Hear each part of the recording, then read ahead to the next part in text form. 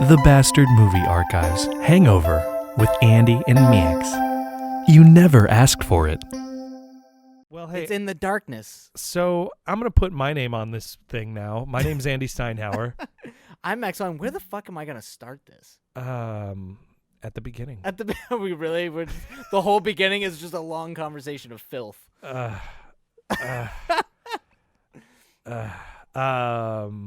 We just watched A Thief in the Night #3. Yeah, part 3. The Image of the Beast. Image is of what the this one was Beast. called. Yeah. Why was it called Image of the Beast? That never really became clear, did it? We did see that dude at the It was end. the false idol thing. I did have to do with the false idol of the computer. The whole thing about computers being false idols. That didn't really have a payoff, though. No, because they got captured and murdered. Instead of solving the problem. Which was kind of like a really, it definitely stayed in the tradition of having a dark, fucked up ending of all these people getting captured and murdered. Yeah. Like the plot gives way to them being captured and murdered. So the sequel is just new people again. Yeah. Yeah. Before they get captured and murdered. Yeah, though I really this movie was a little harder to latch into than some of the other ones. Yeah, this one didn't have a single character, that's why. It didn't have a single character or a single idea or a single like overarching plot except for survive and then be killed. Yeah, it kind of meandered a little bit more. There were more characters. They were juggling a little bit more narratively that I don't think they could keep quite up with. But the beginning is definitely strong because they kill the main character from the last one. Oh, yeah. It like picks up right after her friend gets beheaded. Which to me looked like they just had filmed that and cut it previously. out. Yeah, and cut it out. Where the really fucked up part is how they do guillotines in post-apocalyptic world is you don't face down. Yeah, you face up. You get to look at the thing before it comes down and cuts your head off. Yeah. But that had never occurred to my brain with the guillotine before on like how to make this murder machine even more fucked up than it is. Like that's kind of amazing that just oh my god. Leave it to the Christians and the Catholics to become even more sadist and masochistic than most. Well, also they used to not always get it in one try, right? You used to have like a headsman standing by to finish the job if the spinal column didn't get.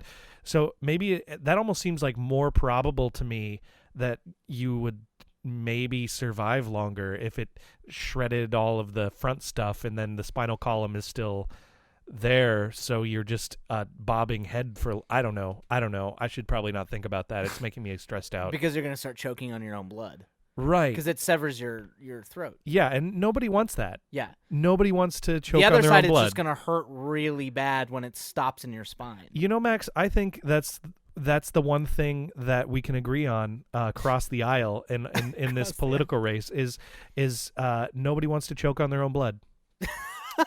That's the one thing we agree on. Yeah. I think even are we reaching across the aisle now? Even the esteemed Donald Trump does not want to choke on his own blood.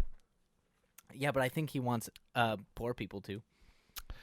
Well, but that will make them learn that they should have worked harder. Oh my god. So yeah, and you're fired for choking on your own blood.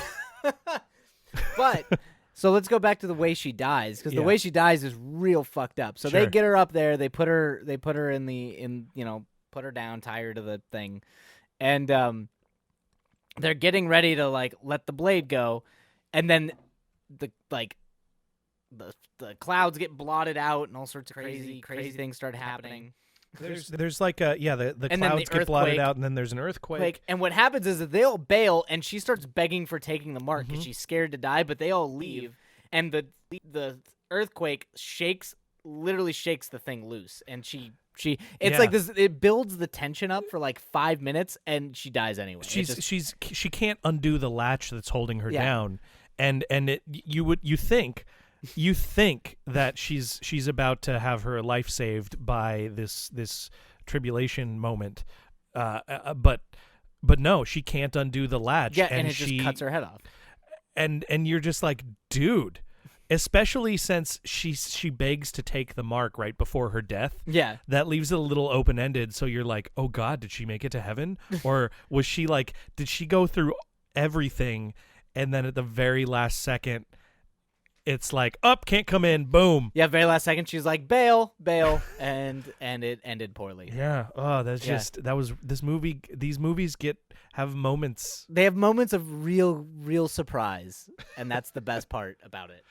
And then the rest of the movie happens until the end. Yeah, these movies follow a trend, which is a lot of sitting down, a lot of talking about nonsense. Although remember that surprising moment that girl got shot in the back, right? Because when they're escaping, so it's this mom, her daughter, and then her son, her son. Right? It doesn't matter though. It serves no narrative purpose. Yeah. The sex is irrelevant. And then the guy and his, I guess, wife, we didn't even know. Shit, they're running. They just saw the main character of the other movie get beheaded, and they're running away. And then they hide in a barn, and you think their number's up because there's one of those Unity guards there. Yeah. But then he says, "Show me your hands," and they show him their hands, and then he's like, "Praise Jesus," so they know that they're safe. They're safe. Yeah. And then they all escape. And they escape in their little Jeep by like revving the engine and chucking a bunch of rocks in this dude's eye. No, not rocks, just mud. Mud. It just gets mud. It turns into like a Three Stooges moment. Yeah. It's kind of comedic. When they probably just could have driven away casually. But what's great about it is it's like super comedic until the guy wipes the mud off his face and then fires and shoots the girl in the back. Yeah. She falls off the back of the Jeep. Yeah, and just dies. Like, well, you think she's dead. But then when she comes back to life after they leave her for dead, it looks like she's a robot. She doesn't emote or react like I just got shot in the back. She's just like opens her eyes and it's almost like it's like Terminator moment. You're sort of waiting for her to be a bad guy. Yeah. But yeah, then later on in the movie, she wakes up. She's just a cripple, and she can't walk anymore. But there's really not a lot of payoff for that character. She really kind of, except for the end when she gets beheaded. Isn't that the mom? No, the mom dies in the storm gutter. Yeah, in the storm gutter with the monsters. Monsters show up in this movie. Yeah, we don't really see them, but they do show up. They do show up. Yeah, because their budget constrained them. But hey, monsters showed up. Which, hey, I guess that was the big thing that came in and like hit the guy was that they were like knocking the horse birds with scorpion tails. I think it was a dude's legs in weird pants. Yeah, but it was big. They had a guy dangling off there and using his feet. That's what I thought it was until you said monsters, and then I looked back and it's like, oh, they gave him like a weird costume and it was a dude's legs. Yeah. So I mean, props for props. Yeah. And then you see the little scorpion tail thing shadow at the end. When she's in the storm gutter. It doesn't kill you. It's just really And then they showed the guy who looked like George R.R. Martin, and he was dead on the ground, so you can assume he got attacked by scorpion. Yeah, George R.R. Martin looks like he was slit from ear to ear.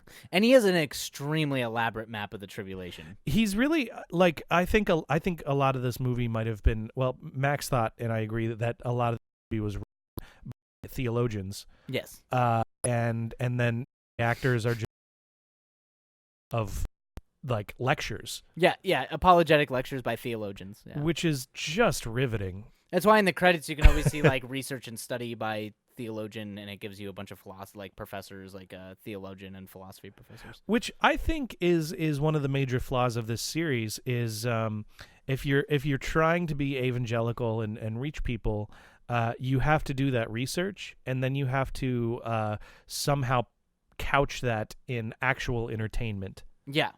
And not just sitting down and talking about it. Yeah, I think where it does work is where it goes much darker than I've seen a lot of other Christian things go in terms of propaganda. Like these things go real dark. Right, like there's not always a silver lining every time somebody dies. Yeah, it's not like, oh, I accept Jesus and it has like a happy ending. There are people who just die and don't accept Jesus. And then there's like Mustache Man from the other tours back, and he's like a part of the he's a part Unity's of the SS. Yeah. Like, it was funny, too, because, like, when you first saw him, he was like, oh, what branch are you from? What's your number? What's this and that? And I was like, oh, did he go to school with the SS? And then at the end, right? And then later on, we realized he's, like, a Secret Service guy. I was like, oh, okay, so he is. I thought it was really funny though, and very Neil Breen movie-esque, where he's like, your cover's so perfect, there was no mention of you having this job, just because the dude, like, he made it up. Yeah, he was, rather than coming to the conclusion that this asshole is lying and I should probably tell the secret police, he comes to the conclusion that his cover is perfect. Yeah. Or one of my favorite things, and like, what's real weird is this really convoluted heist moment where they're stealing food from the grocery store, and it lasts really long and doesn't make any sense. What was the original point of that? I never really understood. It was to steal food for everybody. For who? For the other people. Like, wasn't that? Was that before they met George R. R. Martin? They never really linked up with the Resistance though. Yeah. They talked about when it. they got to the really bad paper mache caves. I think that's were they Resistance. even there? Was that the Resistance? Was like 5 people in a cave? I think so. Yeah. And then they left the cave because they needed grass. Well, they're like constantly on the run because they're constantly being tracked down by the Secret Service Unity guys. Okay. But then there was the subplot of the computer where the girl and the guy were trying to, like, they needed to go solve the code, which they did solve because they found out it was a barcode at the back of the book. Yeah. But none of this stuff ever came to fruition because, like everything else that happens in these movies, they get captured and killed. Okay. There's some logic gaps clearly between why they're doing certain things. Yeah. But I know the grocery store was about stealing food. Okay. Well, they really, I mean, I guess you got to eat. Yeah. It was a very strange, but that's how the guy got arrested. Yeah. It kind of like fucked the whole program up. It was a very convoluted, bad plan. You would think they would have to break into some like server farm or something rather than the grocery store for the big climax. Yeah. You know, that just seems that was kind rough. of the big climax, because then they just wound up in prison and being tortured and everything later on. That was actually interesting when they were talking to this guy. Well, the shit that goes on with the kid is the best part. Yeah. Where so she has a whole big thing, and she's like, "Do you want to find out where we're going tomorrow?" And the kid's like, "Okay," and she's talking about like heaven and stuff. And the kid's got a balloon, right? Well, it cuts to the next day. And you just hear the blade go down, and then you see a balloon rise, and you're like, "Oh, they went there." A little context: the main characters, including our main guy, our steely-eyed guy, are captured, and the prison that they're in, you just hear like screams and sobs in the background. Yeah, it sounds like people are getting tortured psychologically and otherwise constantly, and they want to know where this kid's mother is because they don't have her, and so they threaten this guy. They're like, we're gonna murder this kid if you don't tell us. And then they bring him in, and he's got a red balloon. Yeah. And then it comes time for the kid to die, and you think they're not going to do it, and then you hear the guillotine go, and then the balloon floats up. Yeah, and you're like, holy shit, they did it. They went there. Killed the kid. Turns out they just killed the love interest, the other lady. Yep. And she had the balloon before she died. This is the crippled love lady who was shot in the back. So they murder the shit out of her. Yep. And then bring the kid in and tell him like they're gonna kill the kid next if the guy doesn't say anything. And then the guy has this very real conversation where he just speaks to the kid. He's like, "You're free." He's like, go out there and close your eyes and tell him you love Jesus, and you know I'll see you soon. Yeah, and you're like, and the kid's face is like, "What are you telling me right now? I'm gonna go die?" Like he has like this like holy shit look the whole time. It's really it's a really rough little part. It's a good part. Yeah, it's hardcore. It was definitely one of the more hardcore moments, and then they take him out to die, and we don't see him die. So my guess is either he's gonna escape somehow in the next one, or it's gonna be about the kid. Yep.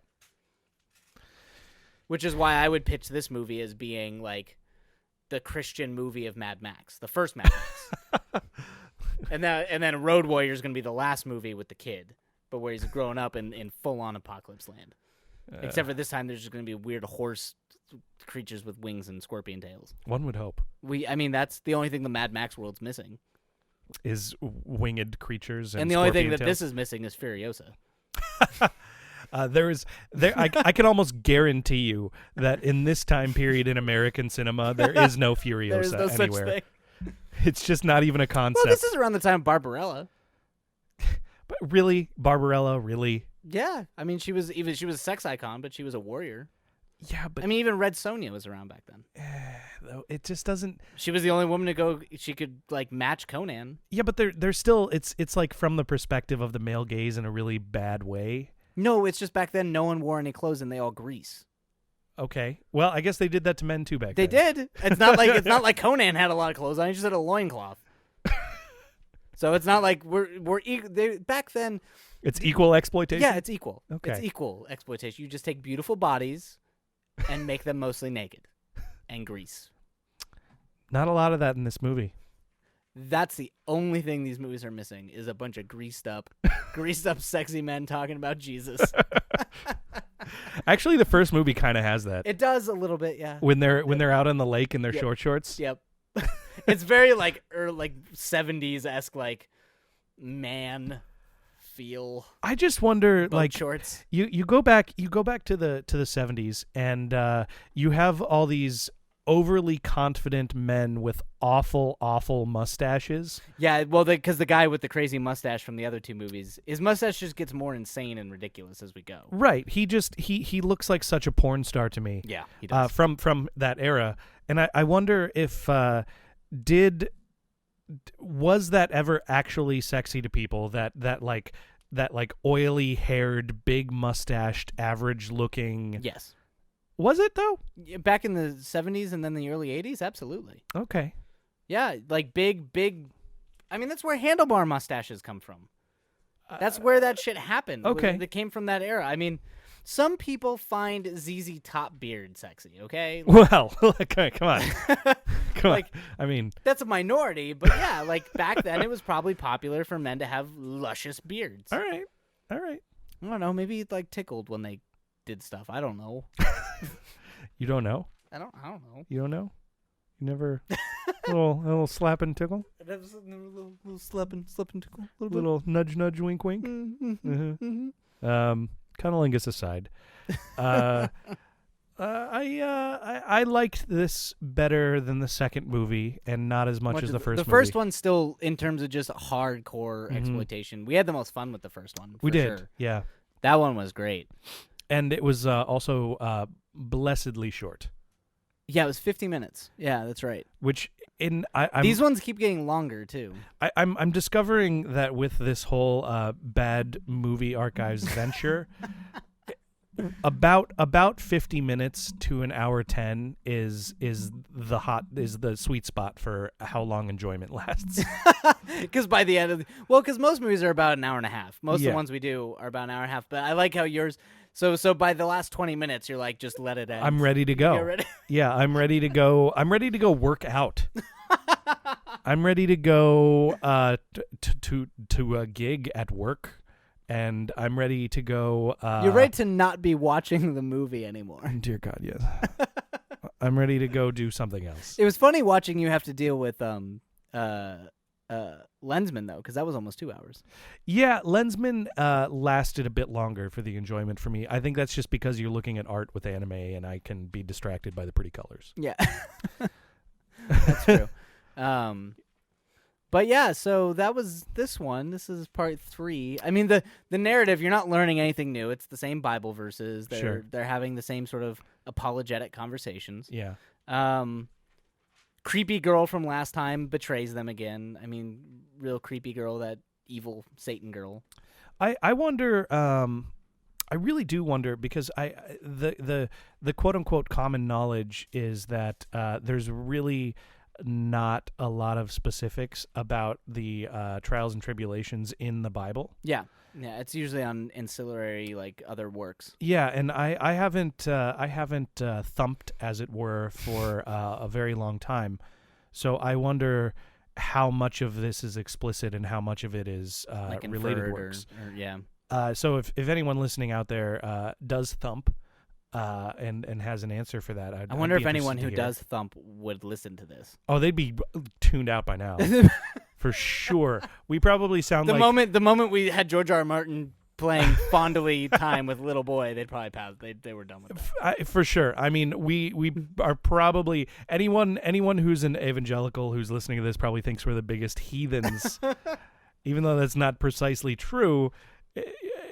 Yeah, we probably sound like we're some godless. pinko commie, godless bastards. Yeah. But no, seriously, I really do kind of wonder, like, is how slanted is the research on this? Because we know in modern times, like today, there's some definite off the rails Christianity going on. Sure, yeah. And this was like mid-America, 1980s.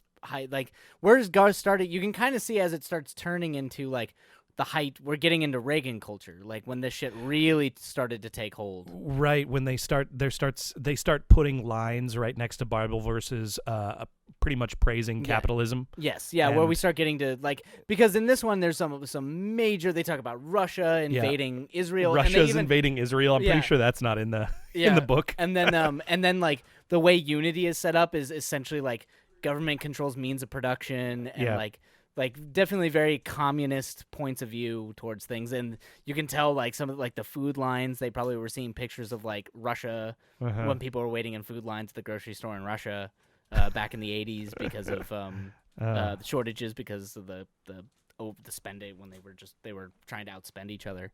Forgot about that. Yeah. Yeah. When we purposely collapsed Russia's entire economy. Well, the way my understanding of the political situation is that communism, as it was practiced by the USSR, needed to expand constantly. Yeah. Or else it atrophied. Yeah. And that was because the mechanistic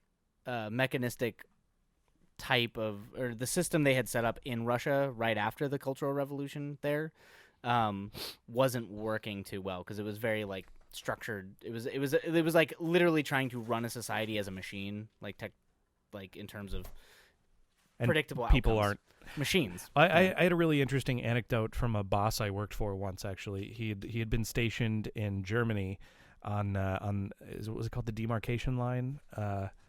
In Germany?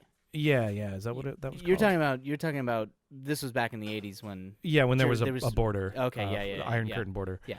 Anyway, he was over there, and they would demine, and they would look for tunnels, and they would find tunnels. You're talking about the DMZ area, right? That's North South Korea.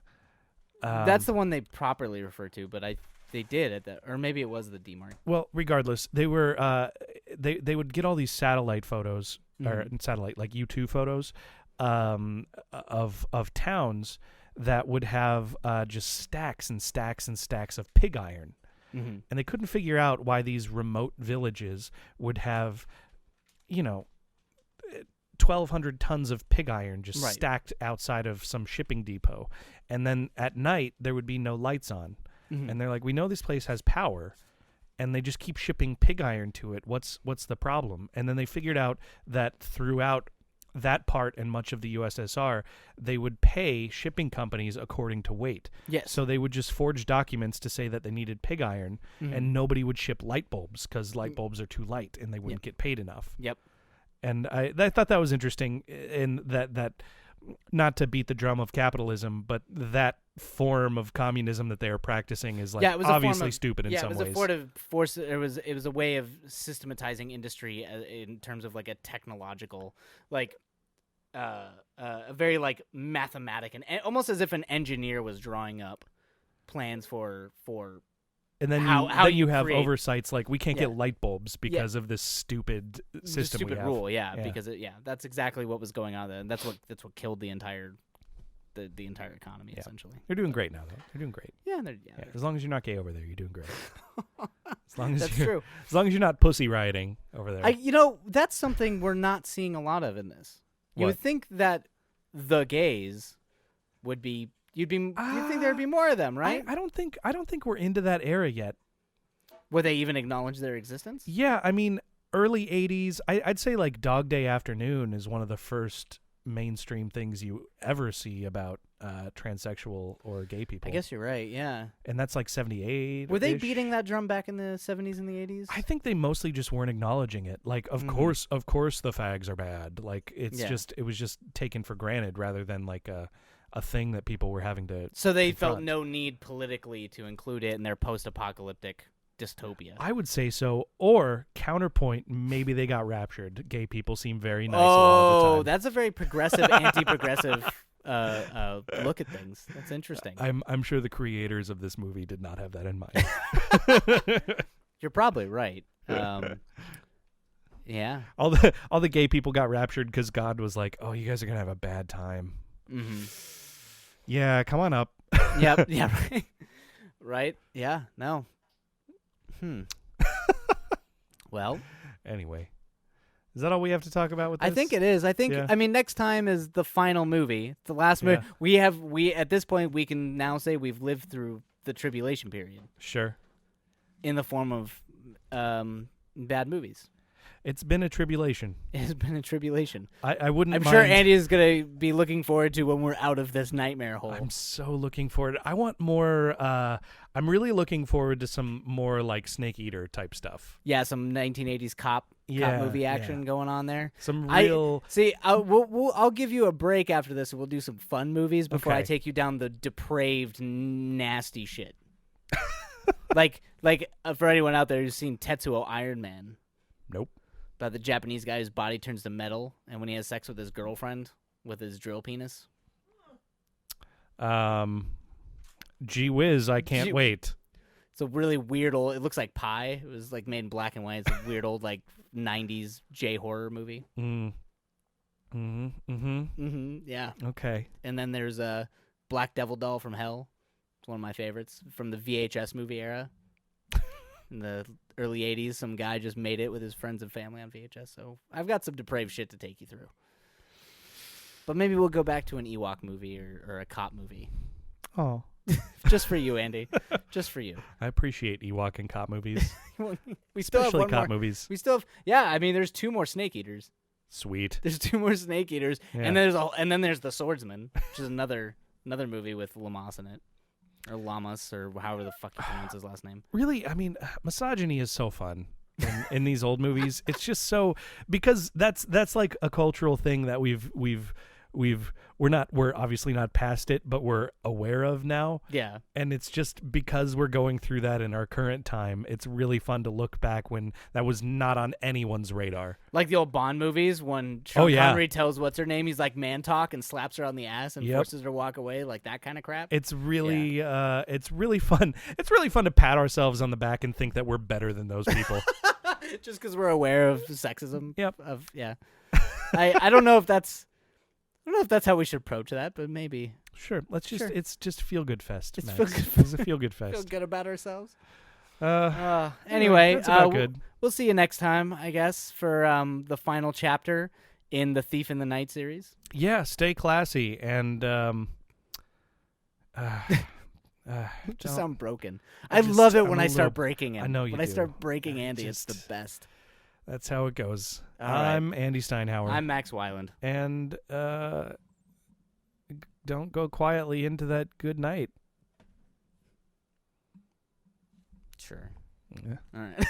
Poor bastard. I don't know. I'm broken. You're such a sad person. I'm broken.